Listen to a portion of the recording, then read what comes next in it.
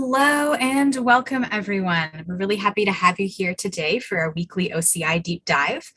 For those of you who might be new to these events, we're hosted on Cloud Customer Connect, which is our Oracle community forum for end users.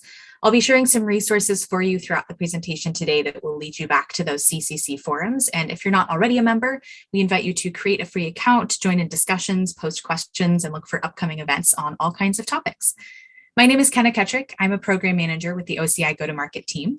And today we're joined by Christa Scura, product manager, and Daniel Hirschberg, principal product manager, to take us through Oracle Threat Intelligence Service and Cloudguard Threat Detector. All right, I think that is enough from me. So Christa, it's all yours. Go ahead and take it away. Great. Thank you so much, Kenna. And I am delighted to be with everyone today. As Kenna said, my name is Christa Scura. I'm a product manager in the OCI Security Services product management team. I'll give about 15 more seconds for folks to finish answering the poll, and then I'll close it out. Again, it is very helpful for Daniel and I to know the level of familiarity with the topics we'll be covering so that we can kind of tailor the content accordingly.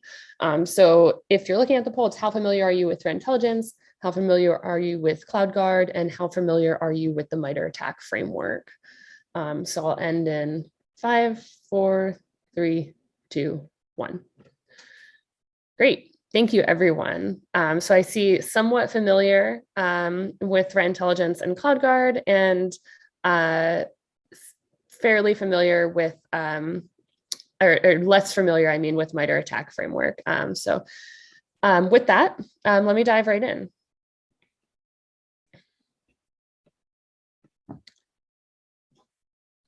Again, I'm Christa. I'll be presenting first, and I'll do a quick demo of Threat Intelligence Service, and then I'll hand it over to my colleague Daniel, who will go through a new exciting feature in Cloudguard, the Cloudguard Threat Detector, as well as a demo for that service as well. So we like to start with this slide because we want to set the context for kind of where the products are located in the overall strategy and kind of portfolio that we'll be covering today. So as you think about the Oracle Cloud Platform, you may be familiar with kind of the defense in depth strategy that we discuss kind of at length with our customers, and what we really keep in mind as we build on new services. So that doesn't mean layering security on top, but it means building security into the fabric of our cloud, whether it's through role-based access controls within our databases, at the compute layer, root of trust, or offering bare metal at the networking layer, and at the edge. And then we have this new kind of focus area that we're building out with the launch of Cloudguard a few years ago, and with Threat Intelligence Service and Threat Detector that we'll be talking about today, which is focused on monitoring prevention. So with the understanding that you can never architect against 100% of potential threats to your environment, how can we layer threat detection in there so that you have appropriate security monitoring tools to go ahead and alert you if something does look suspicious? So again, Threat Detector is the new Cloudguard feature that we'll be covering today in the monitoring space, and Threat Intelligence Service is a very complementary service to that feature, which I'll be discussing first. So I know that there were the level of familiarity in the poll was somewhat familiar with threat intelligence. So when I think about threat detection overall and kind of how we thought about it as we were building out our threat detection framework within the OCI security product space, you have these kind of two ways that you can identify potential threats, right? You can look for indicators. So an indicator is something like a compromised username, or a file hash associated with malware, or an IP address or domain associated with malicious activity. It's something that has been seen by the security community, and I'll go into a little bit more of a definition of this in the next slide, but it's something that you can like concretely look for in telemetry. You could basically set up a rule and say, if this has been seen in my logs, please send me an alert. That is not enough. You need to layer on the tactics and techniques side of monitoring. So in this space, I think of things like patterns of behavior. So sometimes this is an event-based rule. It could be something like, I know a user shouldn't be added to this group, so I want an alert. But in general, this is a little bit more complex. These are what kinds of patterns of behavior are seen that adversaries take that may indicate a compromise. So sequentially or correlating different events together, how can we single, okay, a user was added to a group and then there was a par created for a bucket and then we saw data going out the door. It's that type of linking of events together that may indicate a potential compromise. And that is more what Daniel is going to focus on today. But in order to build a robust kind of threat detection story, it is important for any detection framework to build on both of these pillars. So I'll be focused more on the indicators and the what can we know from the security community at large and how can we build that into our detection side. And then Daniel will take that into how we kind of leverage that threat intelligence and how we also are looking for like behavior-based monitoring. So what is threat intelligence and what is threat intelligence data? So threat intelligence at a high level is just evidence-based knowledge, including context, mechanisms, indicators, implications about an adversary or a potential threat.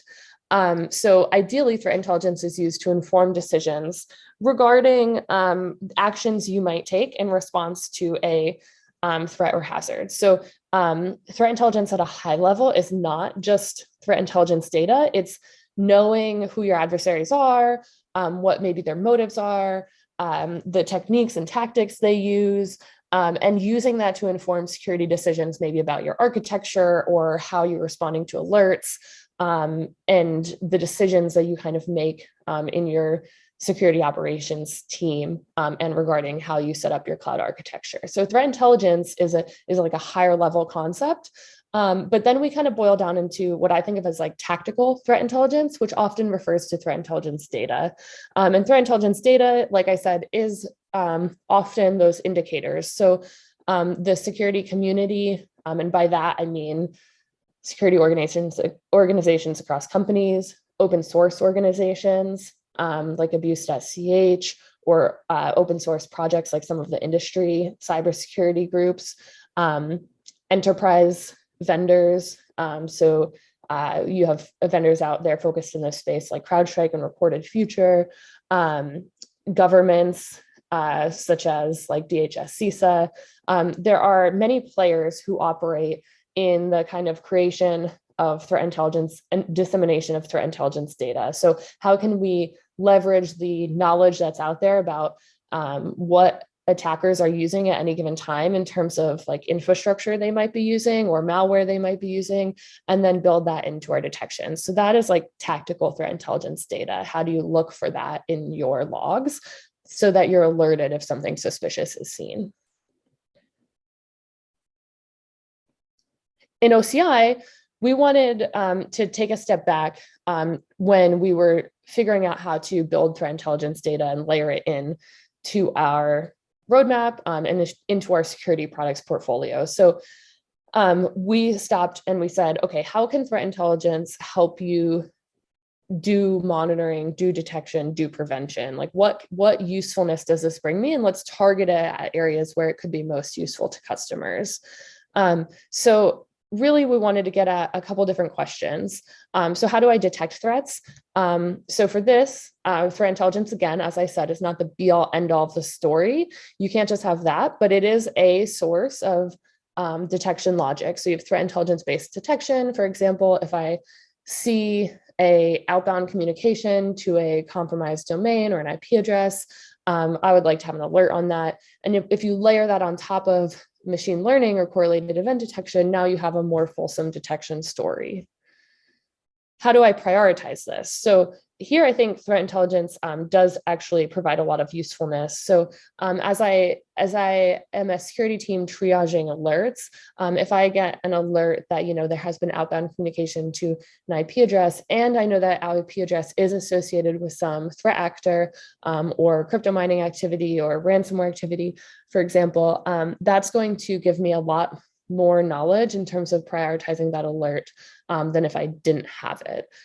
So triage of alerts is another area where threat intelligence can be very useful. How can I fix it? The more information that we can provide in terms of threat intelligence about the indicators that we are providing and alerting on, the more we can help security teams understand like maybe what they should be looking for. So is this domain associated with a certain type of malware? Now you can go look for that malware in your systems, or you can understand maybe the scope of the investigation. So as much context as we provide is a direction that we kind of wanted to take as a pillar, of course, within some boundaries of what we can share. And then how can I prevent it from happening again?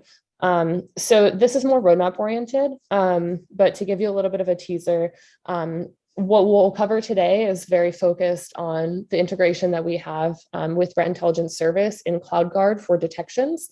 But we are extremely focused on how can we build integrations that allow for more proactive defense. So can we do things like build the same threat intelligence data into our identity layer or our WAF layer so that you can turn on real-time blocking or alerting if there are access attempts by, for example, known malicious IP addresses. So what is threat intelligence service? I talked at length about how we kind of approached the problem area, or rather what threat intelligence can provide. But what we ultimately built was a service that we hoped would take a lot of the burden off of our customer security teams. And by burden, I mean, we heard a variety of customer complaints about threat intelligence data. So one, it can be very expensive if you go the vendor route to procure. Two, it can be difficult to manage and unwieldy. So there are probably hundreds of open source threat intelligence sources and feeds out there, and being able to curate them and understand kind of what is noise versus quality data, like signal through noise is a challenge that our customers had. And on top of that, not just quality, but normalization of the data. If you set out a goal to bring in a bunch of different threat intelligence feeds, there is varying levels of adherence to industry standards on data formatting and things like that. And so normalizing the data, curating it, and coming out with a kind of high confidence set of indicators that you can feel comfortable will provide real signal, but reduce the amount of noise and noisy alerts is a challenge over and over that we heard from customers when using threat intelligence data. And then integrations. So even if you do manage to do that, now you have to go integrate it with all of your detection tooling, and that is costly in terms of resources on your security engineering teams, et cetera. So what we wanted to do is we wanted to build in a service that brought high quality data to Cloudguard for the purpose of threat detection. We integrate it natively with Cloudguard, and we don't charge for it. So that's what we did. And our sources are Oracle Threat Intelligence, which in my opinion is a very exciting add. So this is intelligence curated by our security research teams and stemming from the telemetry that Oracle sees as a global SaaS PaaS IaaS provider and a large company in and of ourselves with a huge public internet footprint, obviously. So that's a really exciting win from my perspective, to be able to bring that kind of expertise and insight into the product to the benefit of our customers and for their detections. We're also layering in some of the commonly used open source feeds. So customers want to know if they have communications outbound to Tor. They want to, and then we're layering in abuse.ch, which is another pretty highly trusted feed. We have our own honeypot network to gather our own data. And then lastly, we're rounding that out with data from CrowdStrike for partner intelligence. So we really wanted to cover the bases in terms of making sure that we're not just having our own POV, but that we're getting some partner intelligence and then also leveraging community expertise out there in the world.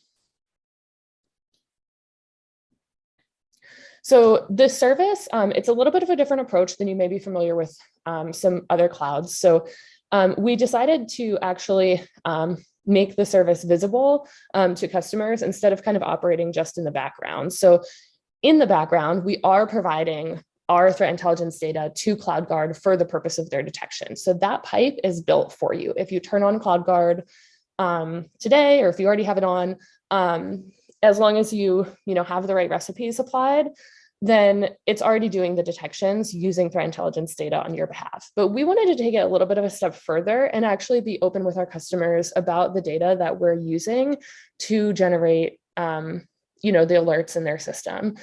So we have exposed our threat intelligence database, or threat indicator database, if you will, which has all of the indicators in our system, or most of the indicators in our system that we're using to generate those alerts.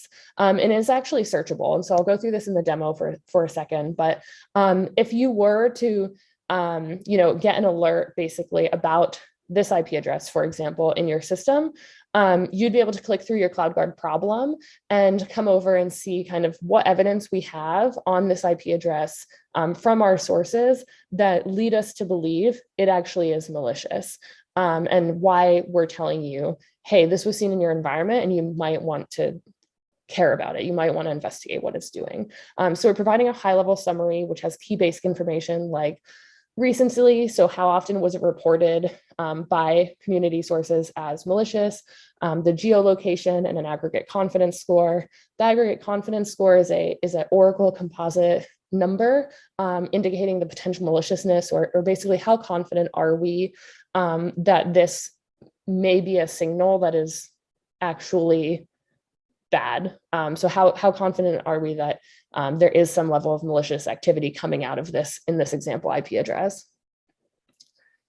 A history provides a summary of the sources that have reported the indicator to threat intelligence service. So this was a key area of focus for me that we open this up to our customers. So, if we got this IP address reported from abuse.ch, for example, or if Oracle ourselves kind of reported it as doing bad activity out there in the world, or if we got it from CrowdStrike, we're going to be open with you about who reported it and when. And so security teams might want to ask, is this really bad? Well, if it was seen 4 weeks ago, or reported 4 weeks ago by a source as, up to no good, that's a signal. If it was reported today as out there in the world doing, bad activity, that's a much stronger signal.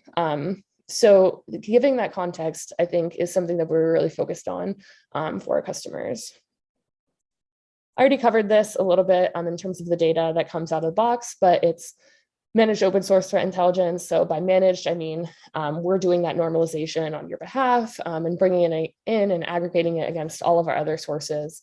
We're bringing in partner threat intelligence, and we're bringing in Oracle Security Insights. Just to underline this a little bit further, and then I'm going to jump into our demo pretty quickly. Differentiators. So what do you get? What does this mean for you? Why is it useful? Well, one, it's integrated out of the box with Cloudguard, and you don't have to do anything. You don't have to take any steps to get the benefit of it. As long as you have turned on Cloudguard, it's going to work for you at no additional cost. So that, to me, is number one benefit. It's prescriptive, so we're taking a position in terms of helping filter, again, signal from noise. We're being transparent, so we're trying to increase kind of the trust, the warnings you get from Oracle. Many security teams, hesitate to use threat intelligence data. The more information we can provide about, why we're sending a signal, the better. We realize customers are always going to want more context, but this is kind of our starting place. And then again, access to unique Oracle threat intelligence data from our research teams and our own POV. And with that, I'm going to stop share quickly and flip over to a very quick demo. So Daniel, in a second, is going to walk through, what an alert would look like in Cloudguard if you got an alert based on Cloudguard seeing some kind of indicator in your logs, in your tenancy. But I will just show you kind of what the threat indicator database looks like and why I think it's kind of a cool differentiator. So you can come to identity and security in our menu. You can come over to threat intelligence. We have a nice overview page that tells you about the service. And then you can jump into the threat indicator database. And here we allow you to search for indicators. So I can search by, I could say, okay, tell me all of the IP addresses Oracle knows about with confidence over 80 in the last 7 days, for example, and run a search, and we'll return that to you. If I go ahead and I click on one, let's just choose this one, I can see that this indicator specifically was last reported to us a few days ago by CrowdStrike with associated malware and associated threat types. The confidence right now is at 80. That's because in all likelihood, it came in from CrowdStrike at high confidence, and it was reported fairly recently. So if this, if I go to a lower confidence setting, for example, longer time frame,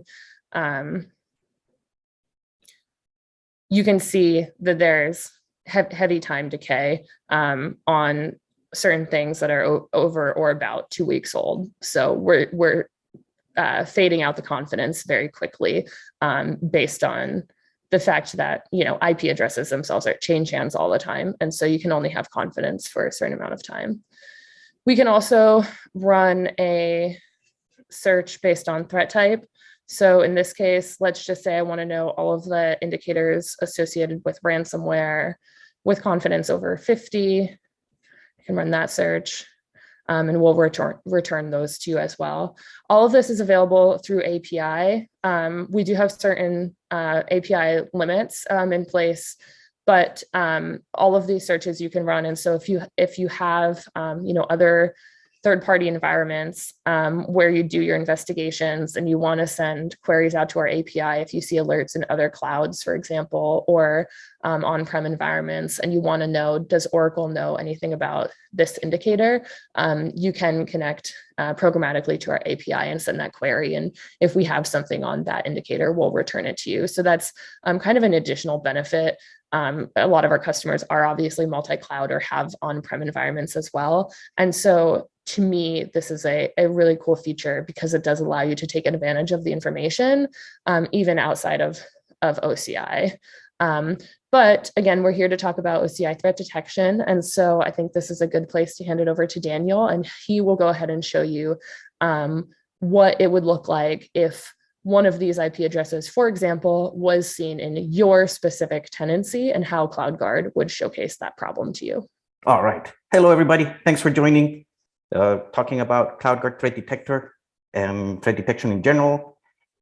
Topic really exciting, near and dear to my heart. So let's jump to it. Let's talk a little bit about Cloudguard. So from the initial poll, we saw that people are not too familiar with Cloudguard. So let's spend a moment there first. So Cloudguard is a free service for paid tenancy. So everybody that is in a tenancy that it's not in the just the free tier has access to it for free. So there's no charge for it, but you have to be on a paid environment. And it is mostly a posture management tool. That's where it started about a year and a half ago. And the way it works, if you think about it, these are the kind of the main components. There are targets, which are the compartments that we're looking. Think about the surface we're looking for. Where are we going to be looking for things going on? Then we have detectors. Detectors are in a bunch of recipes that are in there to be really what we're looking for. So examples here are looking for, very common scenario, okay, buckets being made public. So you should only have a few buckets that are public because, of course, everybody can look into them. So if anybody were to make another bucket public, you want to know very quickly and maybe even react to it. Threat detector will show up as a new detector recipe, and rogue user comes with that. So this is mostly what we'll be talking about in the next few minutes and doing the demo. The outcome of these detectors ends up being problems. Problems are the alerts that an operator will be looking at, things that need some intervention, things that are interesting to look at. And of course, if you need to take action, we can help with our responders. So for instance, on the bucket is public, make the bucket private again. stopping an instance that shouldn't be there, those kind of things. So this is the main workflow for Cloudguard, looking for things to make sure that they're in the shape you like them. If not, give an alert and help you bring them back to where they should be. And that's Cloudguard. We'll talk about how Threat Detector expands Cloudguard into the threat detection side of things. So now looking for people doing bad things.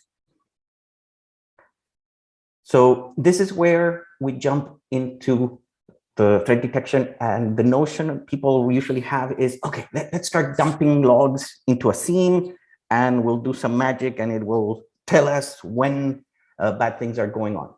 And I found this quote from the SC magazine that they were saying that traditional scenes only cover 16% of the Mitre attack framework. Now, also on the poll, I saw that people are not very familiar with Mitre.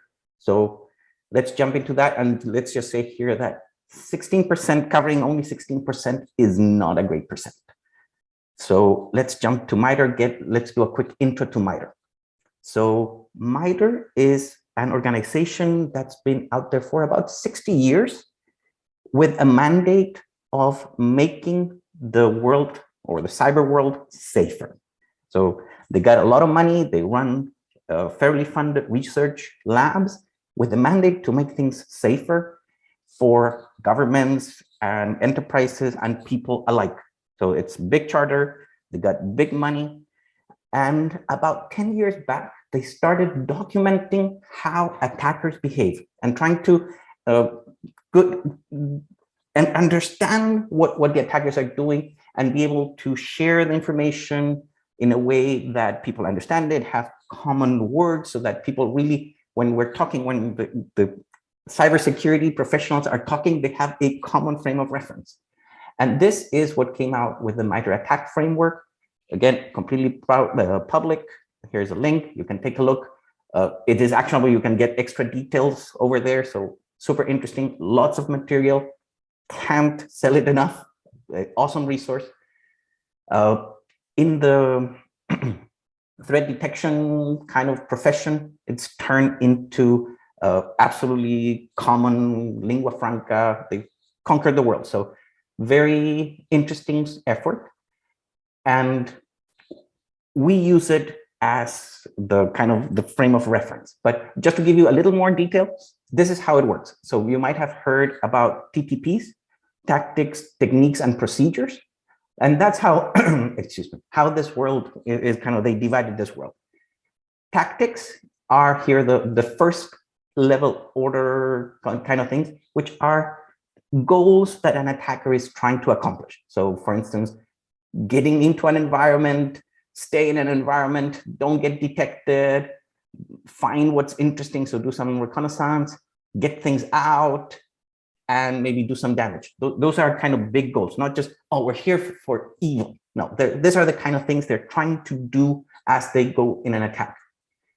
And then goes into the, okay, how do they do those tactics? How do they implement those tactics? And these are where we get into techniques. Techniques are more specific hows, but still pretty global. And okay, for instance, how do I get credentials? Well, I do a brute force attack. That's kind of one typical. Okay, how do I do some impact? Well, maybe I deface a website or I do some denial of service. These are still pretty broad actions, behaviors, but they have a clear intent of what they're trying to do. If you're doing denial of service, you're not trying to break into the environment. You're really trying to break the environment. It's pretty clear. You have something bad that you want to happen in mind. Now, one layer below this are procedures. So that's the P in the TTPs. Procedures are one layer below that are actually how do you really do this thing? So for instance, in the brute force attack, okay, what software are you going to use? What toolkit are you going to use to do your denial of service? This is just very, very specific and too narrow. They change, tools evolve. So that's why you'll see in Threat Detector, we're going to kind of baseline at the technique level. So very, so narrow enough to have a clear goal in mind and broad enough to be durable. So not something that we put a detector out there today and tomorrow new tool signature kind of gone. So that's where we are. So that's where you'll see things going. So enough of attack. Again, awesome resource, but let's get to what threat detector and Cloudguard is doing. So now going back to the story, how are things are going in the world? Just to give you a couple of examples, we see when talking to customers and analysts and everybody out there, they talk about the defender team being exhausted. Too much alert. They usually talk about alert fatigue and not being able to cover all the alerts that they're getting in the environment. So lots of things not being processed that the system is detecting, but nobody's looking at.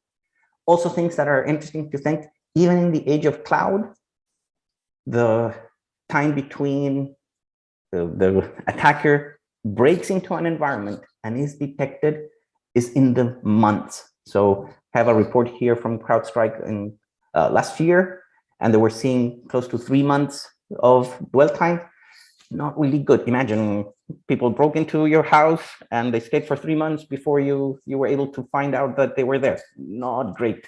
And of course, the money and how all these things are happening is getting worse as time goes by. So not saying we're gonna win, not yet. So this is where we're doing threat detector for Cloudguard. And there are a couple of notions here. We're putting in kind of 3 big ingredients into it, which is our engineering prowess to be able to do this at scale. We have data centers spread over the world. You need something really, really big that it's covering all those resources. We have our data scientists and ML capabilities put into it, so the latest technologies to do that, and secure researchers to keep us in the, yes, we're tracking bad actors. We're not doing this just for fun. We're trying to find the bad actors. So that all goes into this new environment where this threat detector engine that is also looking at both what customers are responsible for, so people misusing or abusing the environment, or even an internal threat, somebody that it's no longer working for you even though it's in the payroll, or Oracle's side of it, because attackers don't see the bright line. Okay, oh, this is something the customer needs to take care of, or Oracle needs to take care of. They just find a gap and there they go. So that is kind of where we are. And one quick comment I was going to make on anomaly detection. Very common, something got a bit of a fad a couple years back. And the notion of something that is anomalous being malicious is something that came into our conscious and went, oh yeah, I found this anomaly, we need to track it down, see what happened.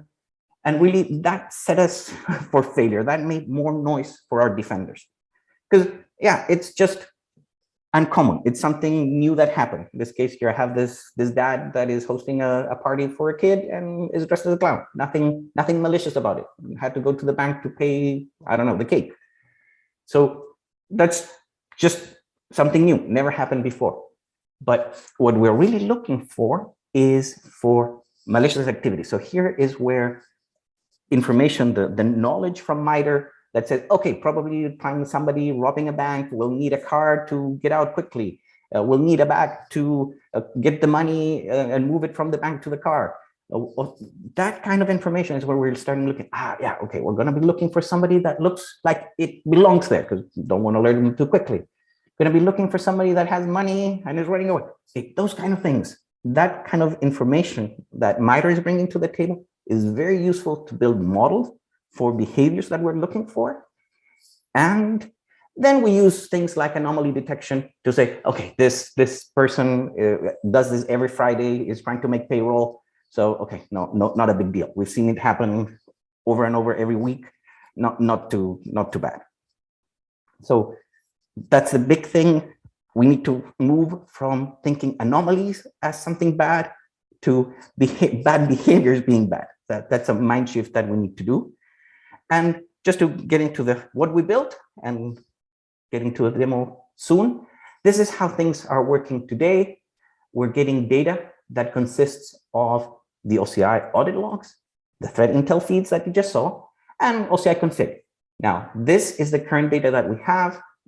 Of course, you know, products get better over time, and we will, yeah, and I saw the message in the very beginning that you guys like to talk about futures and roadmap, but right now this is a public forum, so I need to stick to what it's available right now. And let's see what happens. We have this data, and we run it through this ML machine, this ML platform, where we're running models that are aligned with the Mitre attack techniques, and some techniques don't, at that level. And whenever they say, oh, we saw something, they trip and create a sighting. As we collect sightings, they're like breadcrumbs of what's going on, and we put those into a scoring and correlation engine that is looking, okay, what sightings are happening, when they're happening, how severe they are, how confident we are that they're true, putting all that into a secret sauce and say, you know what, I see an attack that is progressing and it's doing bad things, and will create a higher score. So that's how we're scoring things, to make sure you can look at what is important first. And when that score goes above a threshold, we create a problem. That problem will bring in and say, okay, this user doing bad things, here are all the sightings, this is all the evidence of why we're saying this is such a high risk score, and bring it to the attention of the operator. Things to keep in mind, that even though things are happening at a regional level, because we don't want to move the data between data centers all over the world, they're happening there in each data center. We're really monitoring what's going on and processing the data in each region, in each data center. We have to get a global view, because things that look normal in one data center may start looking not normal if you see it happening in others. A typical example is somebody sharing credentials. Think about, okay, somebody's credentials got stolen, the real owner is doing things in one data center at one time, and the other actor is using those credentials in a different data center, doing completely different things, maybe at the same time from different locations. That starts looking very fishy, but each data center would say, oh, it looks normal. So we really need to get that global view to start seeing what techniques are being in play, what tactics are happening. Is this the first wave of an attack? And with that come to the risk score, and eventually create a problem for the operator to take action. So this is where things go. And just to give you a sense, this is what we're striving for. So we need to make sure things are prioritized, because you cannot get the operator, hey, this is 500 things to look at. Okay, we need to, this is the most important, go take a look at that one.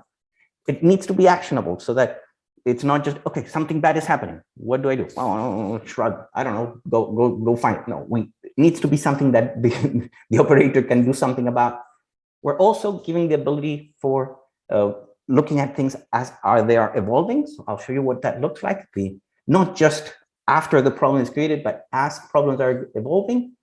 And we need to give you the evidence. We cannot be just, oh yeah, this looks, in the anomaly world, this looks different. Go do. Not very useful, not very interesting, and not giving you the evidence of bad behavior.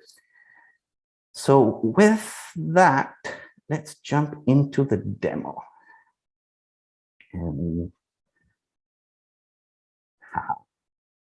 All right. So this is the Cloudguard console. I've said most of you are not familiar with it, so I'll take an extra moment here to talk about it. This is kind of the overall view of how things are looking. So a security score talking about how much you're looking for things. So if you're thinking you're the defender, one is, okay, am I looking in every corner of the property, or am I just looking in my little corner of things? So this is the security score, is, yeah, you're looking pretty deep. Risk score is around what have you found? Okay, I've been walking around and see bad thing here, bad thing there, bad thing there. So those two together go into the, if I'm not looking for a lot, I'm probably not finding a lot. So those two work together into giving you a view. And of course, problems, there's kind of the dashboard, of course. and gives you a good view of, okay, what kind of problems are happening, how are they, what they're seeing, where they are, where they're coming, lots of different widgets to see how things are going. But as you can see, this goes back into what we talked in the beginning. Problems are the alerts. This is the kind of the result of the detectors. We have our targets, which is where we're looking for things. Here we're going to look at the root compartment and all its children. We have our detector recipes, and this is where threat detector is the brand new recipe that we created.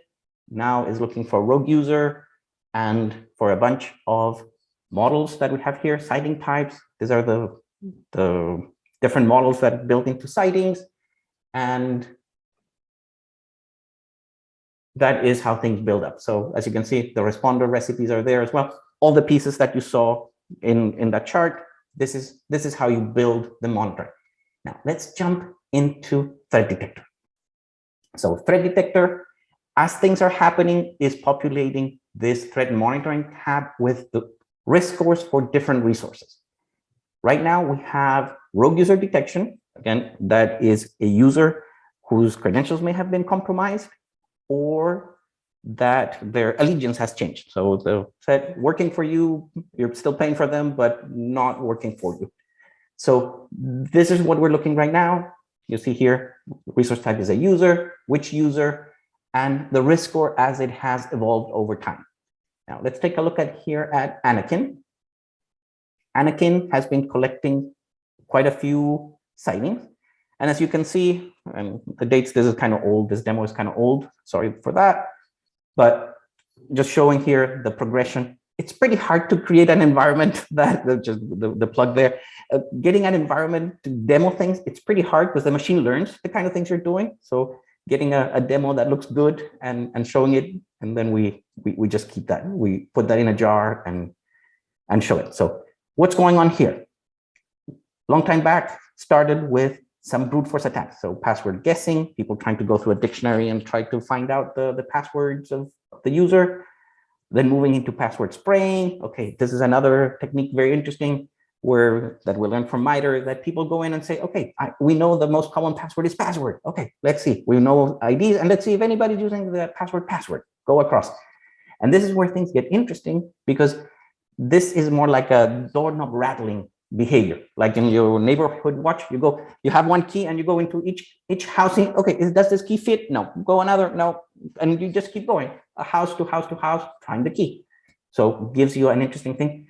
And this is where being able to look across tenancies with a tool like Cloudguard is very interesting, because this is becomes like the neighborhood watch. If you're looking at your house, all you saw is somebody tried a key.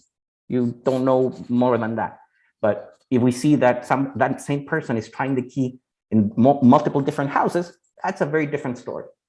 So anyway, this is how the story is evolving. So after that came some impossible travel, somebody that went way faster than transportation, couldn't even fly there quick enough to get there. That typically is an indication that accounts are being shared, either on purpose or not knowing, but usually means brute force attack, or can indicate that the brute force attack succeeded. And then we're seeing this pre-authenticated requests going up, where we would think, now we're getting into an exfiltration level. So, or exfiltration phase. So this is how the story is evolving. You can see each sighting is coming with information, in particular key ones, or the alignment with Mitre, of course, we talked about that. But also very interesting things here are the severity. So each one of the sightings comes with a notion of how severe it would be if it is a true positive, and our confidence. So we are embracing this kind of uncertainty and building a storyline out of not so confident information. We're not trying to perfect these detectors to the point that they are foolproof. It's just, okay, we see something interesting, we'll tell you, you know what, that looks funny, I'm not too sure, it could be not, but it might be an interesting piece to note in the puzzle. So that's where our confidence may not be too high. Just we saw something funny, but could be not. Now, this whole storyline is scored as things go into, do we see progress? Do we see the attack succeeding? So that's when the score goes up. And when it hits above 80 is when we create a problem. So here, because this went above 80, we created a rogue user problem. I'll go there in a moment, but just wanted to show you here that even the sightings come with extra information. So for instance, this citing the elevated number of pre-authenticated requests, which is a not so common way of getting access to data inside a private bucket. So this is, maybe you don't have any public buckets to exfiltrate data, but this is a way to get access to a private bucket. So could be an interesting thing, especially if it's out of the ordinary. And okay, these are the buckets that were played with and the IP addresses from where they were being used, what the kind of things they were doing. And this is an interesting thing here. Even we found an IP address that the threat intelligence service knows about. And let me go there. Let's go there. I'll show you. You saw the demo from Christa, but the idea here is based on the information that we're seeing, and we saw this elevated number of pre-authenticated requests. And in there, we even saw that there's an IP address that is fishy. So our confidence that this is a bad action, that there's a bad faith going on in here, is probably going higher than it would have been normally. So like I said, you can think here, this is not a very severe citing, not if you take it on by itself, not very severe, but when you start looking at, yeah, we're pretty sure it is a true thing, and it might give you a lot of interesting extra context to the progression of that attack. So let's go take a look here. Yeah, so this is where I just opened that in a new tab, so I can go back quickly. You already saw the demo of threat intelligence, so I'm not going to dwell too much in it. But the idea here is you're getting extra information, the score, the kind of things that we know about it, what they've been doing, who reported it, the kind of types of things they like to do. So you get, if there's an actor associated with them, all extra relevant information that gives you context to the analyst to see what's going on. So let's go back into the detector and getting to the end. So we're going back here, and I'm going to show you, because this went above 80, we created a rogue user problem. And the problem is very similar to that profile that you saw. The big difference is that now we're saying, yes, it did cross the 80. It gives you the workflow as a problem. We can actually react to it and maybe disable that user. But it comes with the same information. Your sightings are here. The data for your sightings are here. Everything is there. So this is where, at this point, we're saying, you know, analyst, you really need to take care of this thing. And well, I guess that was the point when we said you should take care of it. And that's the story. So let me go back into the slides and just a quick recap. So big things that we saw. Remember, you got to keep in mind that we need to get a global view of what's going on. The behavioral models also very important. We're not looking for anomalies. We're looking for bad behaviors, and the scoring that puts all that together. So key things to keep in mind. And with that, jump into resources. So of course, documentation and reaching out to the environment, of course. And we have some blogs out there, also very cool information that ties all this together. And let's jump into Q&A. I have not been paying attention to the Q&A. There's a couple that seem to be open. Christa, jump on in as well if you Yes. see. So I was going to take the first one on higher confidence, Daniel. I did answer a bunch that came through for Threat Intelligence Service while you were talking in chat. So folks can take a look there if I've already answered them. But I think I'll go ahead and take the first one here on higher confidence, and then maybe Daniel, you could cover the second one on mitigation. So the first question I want to cover live is, what does a higher confidence indicate? Severity of threat or higher chance that it's a valid threat? So for this question came in during the threat intelligence service presentation. So talking to that, higher confidence in threat intelligence service means a higher chance that that indicator is bad. Meaning, if Cloudguard identified it in your logs, we are more confident that it's something out in the world doing bad things that you should investigate. So higher confidence in threat intelligence service does not mean that it's something seen in your tenancy. It just means we're confident that this IP address is generally up to no good out in the world, or that this file hash does indicate malware, for example. It's just an confidence in badness, if you will.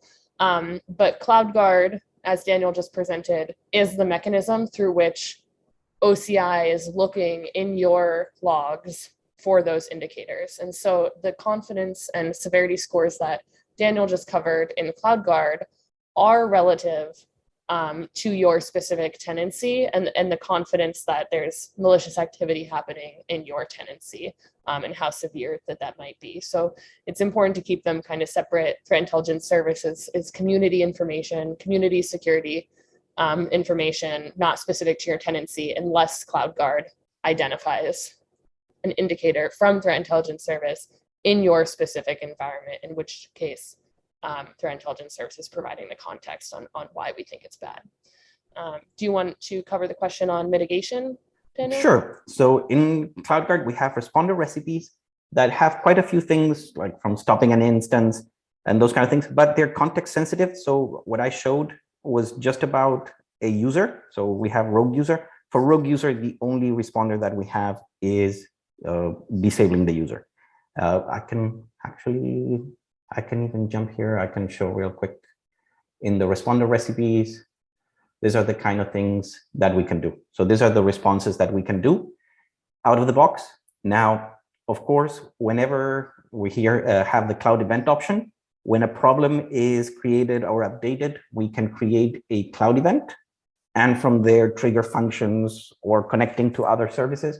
So you can get downstream integrations, a SOAR or something to take more actions and custom actions. So that's where things can go. Of course, these are the ones that are available out of the box and from Cloud Event, the rest of the world.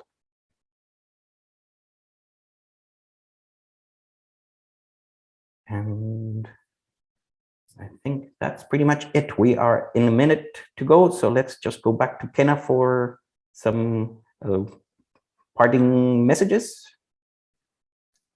All right. Thank you so much, Daniel and Christa, for this presentation.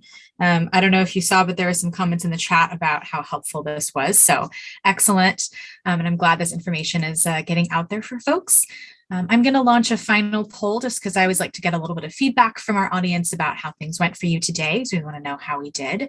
And then I also shared some of those resources on Daniel's slides as well. And all of that will be available on the replay post as well, so that you can dive a little deeper into this information, check out some of the documentation and the blogs, which also go in depth into some of this as well.